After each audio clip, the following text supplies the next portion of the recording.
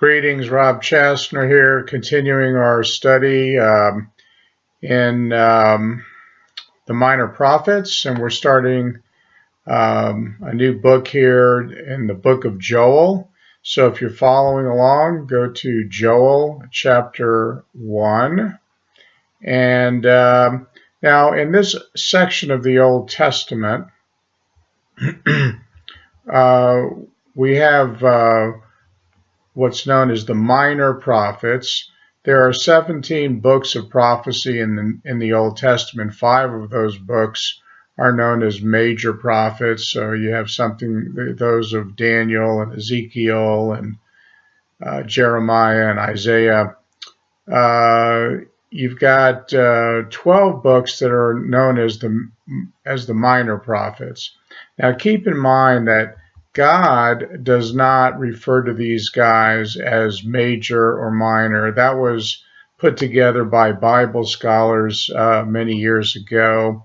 And the only reason they use the term minor is because their ministry might have just lasted for a very short period of time. In the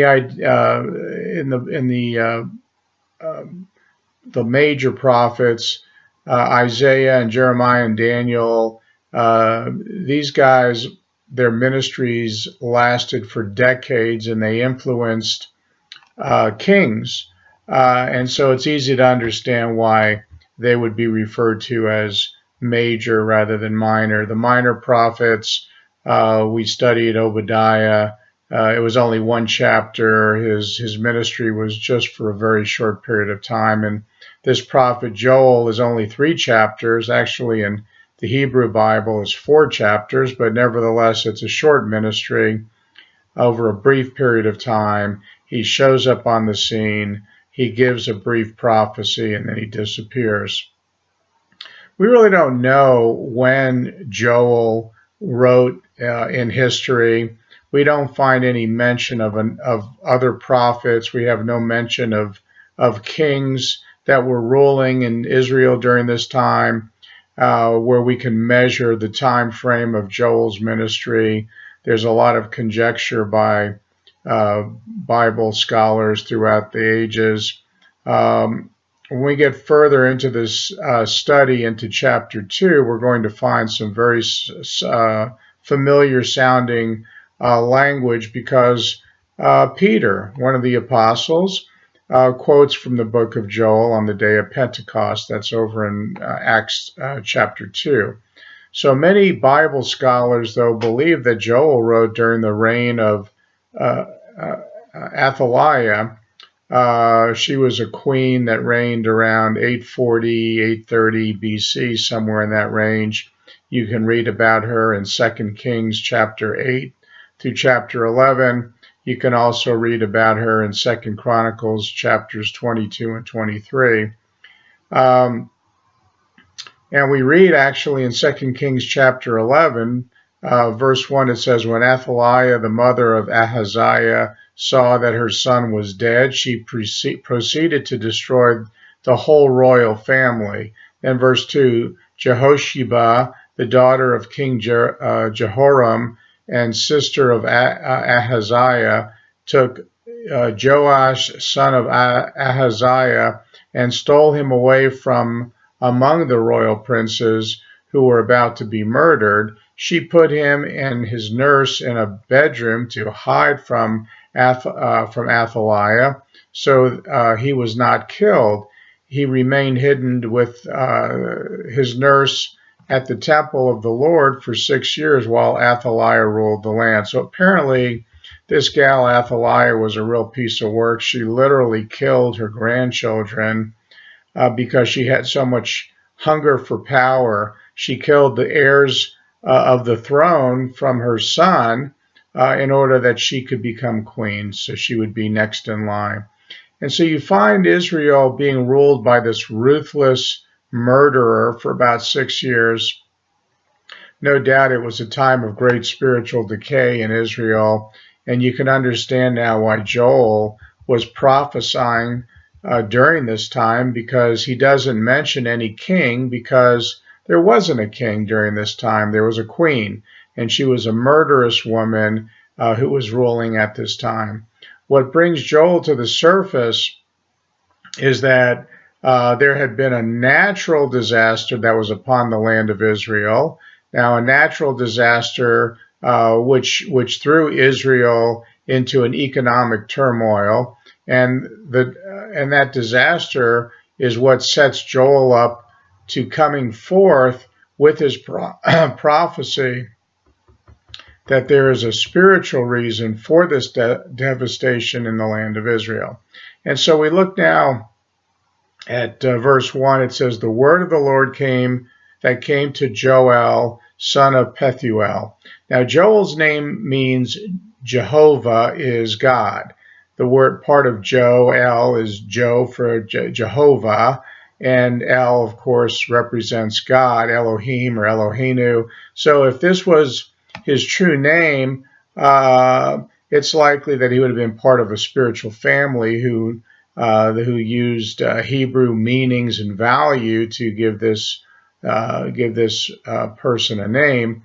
You know, we see in modern days catchphrases and bumper stickers like "Jesus is Lord" or something like that.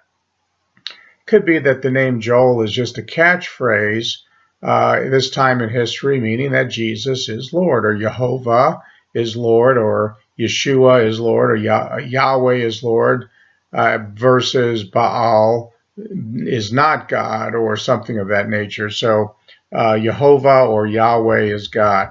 We're told here that Joel's father's name is Pethuel, which means vision of God.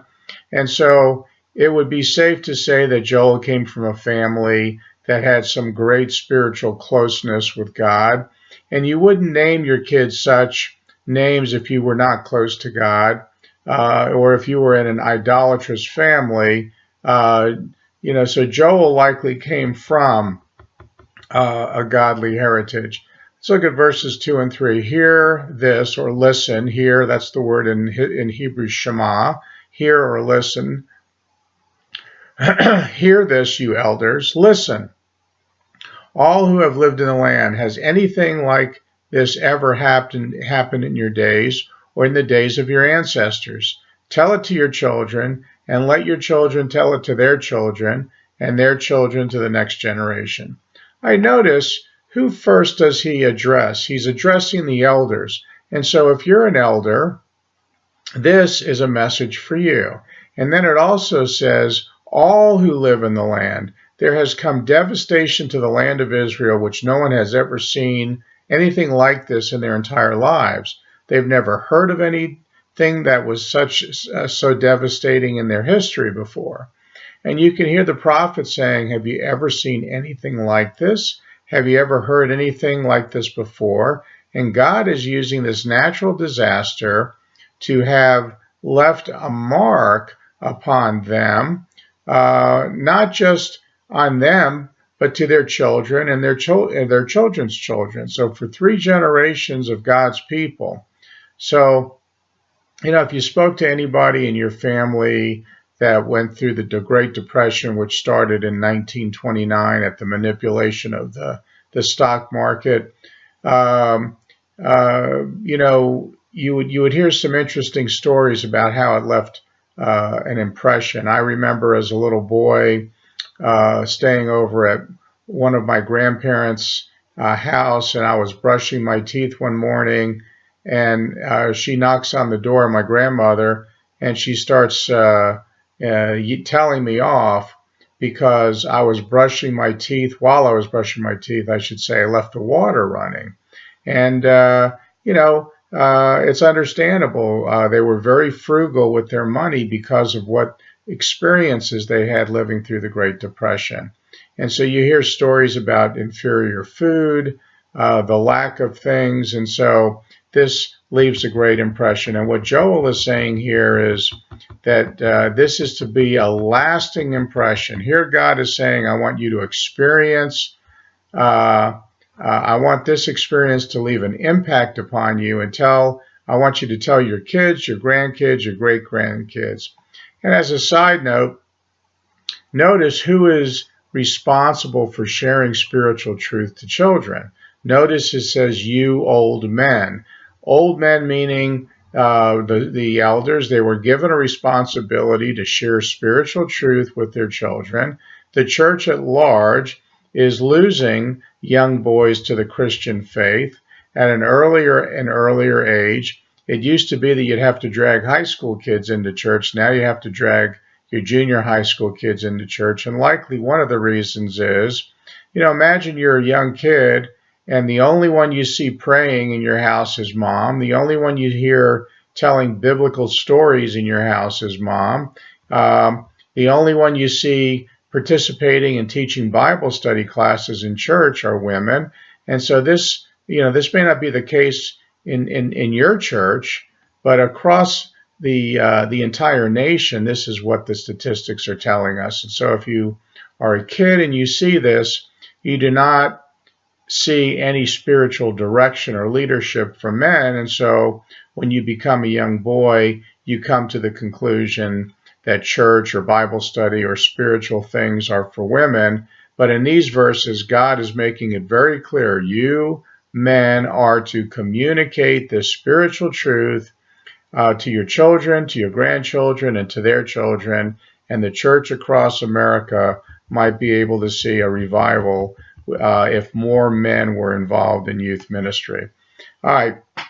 Verse 4 says, when the locusts swarm has left, the great locusts have eaten. What the great locusts have left, the young locusts have eaten.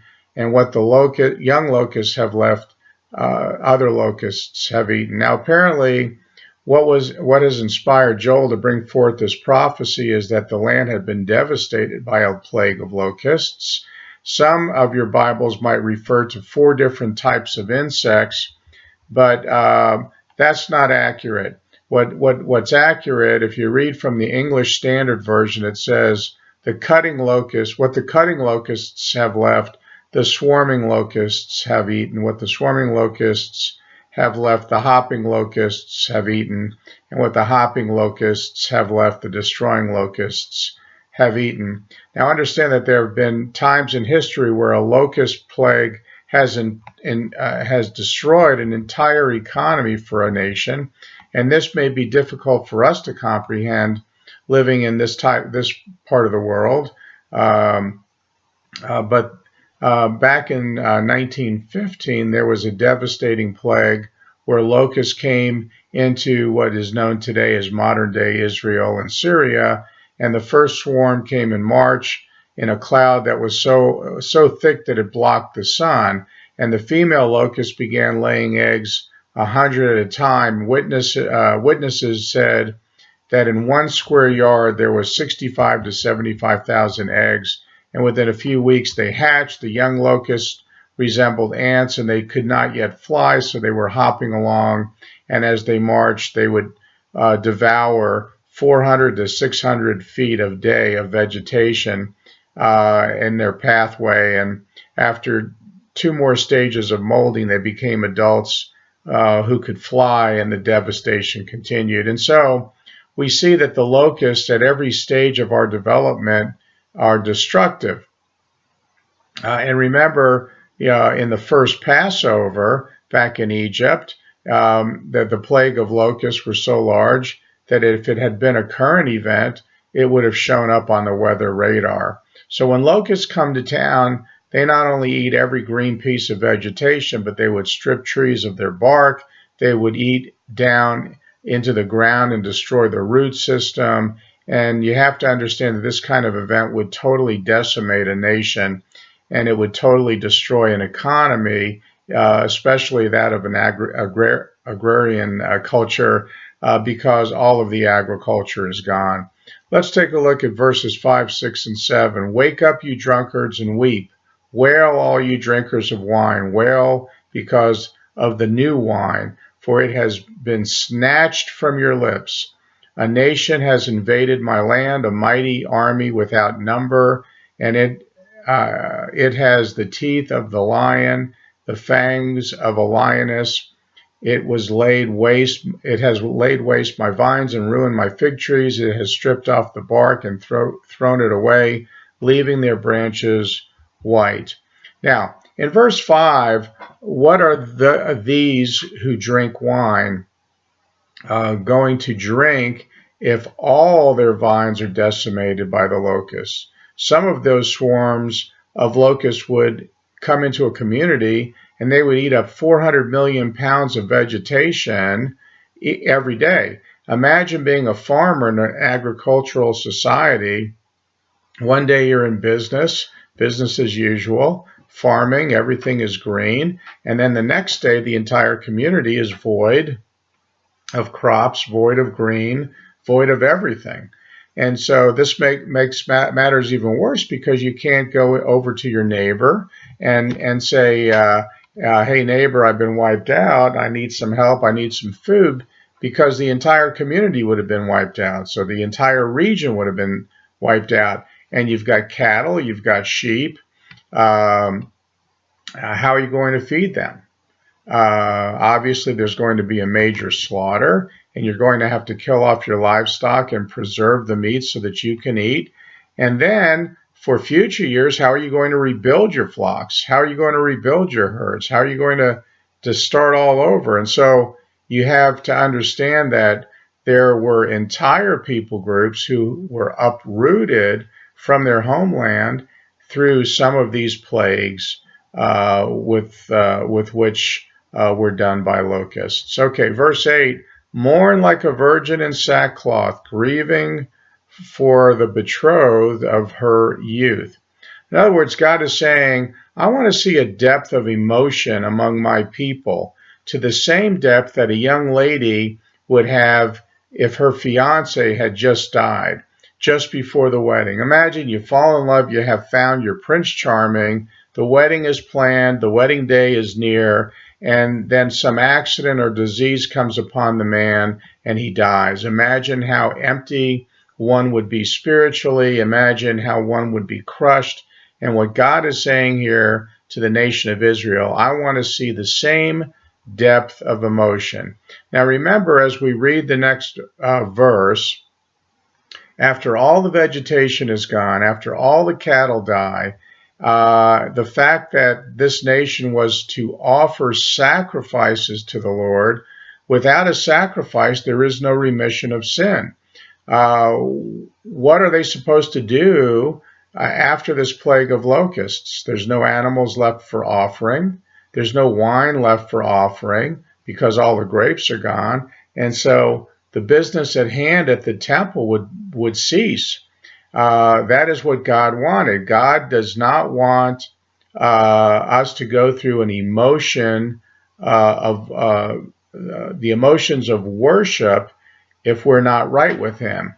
What is the use of singing a worship song if we are at war with God? All right, let's take a look at verses 9 through 14. Grain offerings and drink offerings are cut off from the house of the Lord. The priests are in mourning, those who minister before the Lord. The fields are ruined, the ground is dried up, the grain is destroyed, the new wine is dried up, the olive oil fails. Despair, you farmers, wail, you vine growers. Grieve for the wheat and the barley, because the harvest of the field is destroyed. The vine is dried up and the fig tree is withered. The pomegranate, the palm, and the apple tree, all the trees of the field are dried up. Surely the people's joy is withered away. Put on sackcloth, you priests, and mourn. Wail, you who minister before the altar. Come, spend the night in sackcloth, you who minister before my God. For the grain offerings and drink offerings are withheld from the house of your God. Declare a holy fast. Call a sacred assembly. Summon the elders and all who live in the land of the house of the Lord your God, and cry out to the Lord. All right, so you can imagine no food, no livestock, no seeds to plant. You might as well move the entire community to a different land. This might appear to be a great natural disaster, yet what appears as a natural disaster is really the judgment that's coming from God. The implication from God is This is a harbinger. This is a shot across the bow. This is a warning shot to my people. Now here is where we have to be careful. You and I live in a world whereby very bad things occur without notice. We all have experienced the likes of losing a job, being in an auto accident, losing a loved one. It's very easy to gravitate to this idea that, you know, God must be mad at me or angry with me, or I must have sinned. There must be some degree of unbelief in my life. And we have to be very careful, because not every disaster that comes into our lives has come from God. Sometimes it's just a byproduct of living in a world that's under the law of sin and death, and living in a cursed world. Cursed things are going to happen. Notice that God is suggesting to them that what has happened here is so unusual, and it comes out of left field in such a bizarre fashion.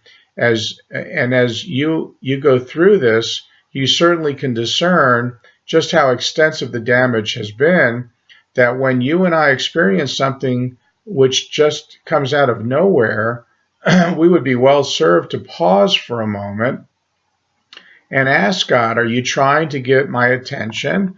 Are you trying to give me a harbinger, a forerunner of something? Is this a shot across my proverbial bow? Have I been careless? Is there something here, God, that you want me to understand? Is there something here that I need to look at that I'm not seeing? So God is in control of all things. God gives the final word that comes into our lives. And when there is something unusual, when there is some form of disaster, it is likely it's a very healthy exercise for you and for me, that when we get alone with God in our quiet time, and we ask him, hey, am I messing up here? Are you trying to get my attention? Notice that you find repetition of crying and weeping.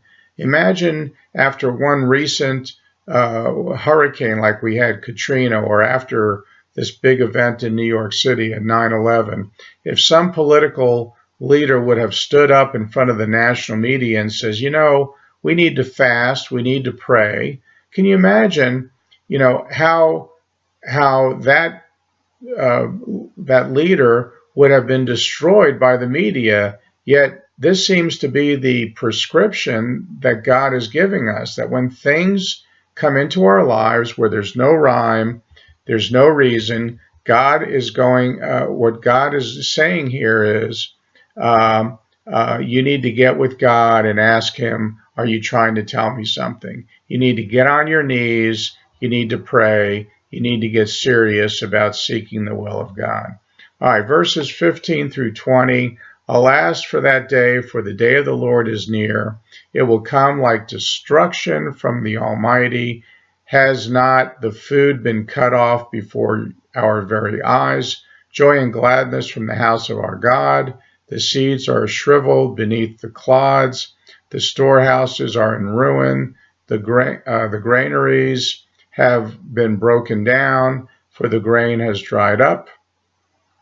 How the cattle moan, the herds mill about because they have no pasture. Even the flock of sheep are suffering. To you, Lord, I call, for fire has devoured the pastures in the wilderness, and flames have burned up all the trees of the field. Even the wild animals pant for you. The streams of water have dried up, and fire has devoured the pastures in the wilderness. All right, so in verse 15, so now we have God drawing our attention to something bigger and something greater than right here and right now.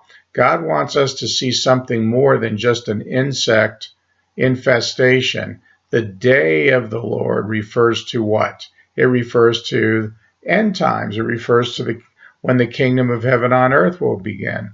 Verse 16, it refers to joy and gladness. You can't even worship God, and so how can you be excited about God? How can you have joy and gladness in the house of God. In verse 18, it says, even the cattle are perplexed. Can you imagine how the cows would be staring at you and saying, hey, boss, how about some food? In verse 19, to you, Lord, I call. And so now the prophet Joel is crying out to God. He's involved in this devastation. He's involved in this destruction as well. Joel is not sitting on some outside oasis looking in. He is actually being affected by this plague as well. And so even he is crying out to the Lord. For fire has devoured the pastures in the wilderness, and flames have burned up all the trees in the field. You have to imagine, you got miles and miles of locusts swarming upon the land, eating everything in sight. And understand that the locusts, when they were finished, what the landscape would look like, it'd be pretty much like what a fire would have looked like, or something that had just been burned through the land. In verse 20, it says, even the wild animals pant, and the streams of water have dried up. Animals cannot drink because the streams have dried up. The fire has devoured the pastures in the wilderness. And so everything has been devoured. There is nothing of substance remaining. So what can we learn from these 20 verses here in chapter 1 of Joel? The way we are to approach disasters is this, it's not a case of using pesticides. It's a case of using prayer. God is saying, when disaster hits your family or your community or your nation, God is saying the response is to be in prayer. That is to cry out to God. As we get into chapter 2 in our next lesson, our next study, he is going to mention that repentance is what is absolutely necessary for recovery. The problem we face is that human nature sets in when we experience a disaster. You've lost your job, you've been devastated, or some kind of devastation hits your life. Our human nature is for our wheels to begin to turn, our minds to turn and figure out a solution to this problem where we face. How can I fix this? How can I make things better? What is it that I can do to get out of this disaster? Well, this is not of God's counsel. God's counsel is there must be repentance. There must be a depth of feeling as if you lost your bride or your groom just before the wedding. There must be a soberness that exists between you and your Creator. And you must get into your prayer closet and cry out to God, where do I need to change in my life? What do I need to do to get back closer to you? Is this not a timely study in our lives as American Christians, American believers, American Messianic Jews? Our nation, in many ways, is at a crossroads. Well, we could easily say that there is a financial disaster, there's a spiritual disaster, there's a moral disaster that is burning across our land because Americans at large refuse to put their collective houses in order. So the counsel of God is giving here to Israel through the prophet Joel, counsel which we need to follow and apply to our lives today in the year 2017. We will not get out of this mess we have in our country by having our own wheels turning and to figure out what we can do. God's people need to get on their knees. We need to pray. We need to ask God for his mercy, because the only thing which will heal Americans or America is the outpouring of God's Spirit upon this land. America greatly needs a spiritual awakening, and that spiritual awakening needs to begin with each of us collectively in the believing community to get on our knees and pray and rely upon God for his grace and his mercy and get back into a close relationship with him. All right, I hope this has been helpful and informative, and we will continue in Joel chapter 2 on the next study. Thank you for viewing, and have a good day.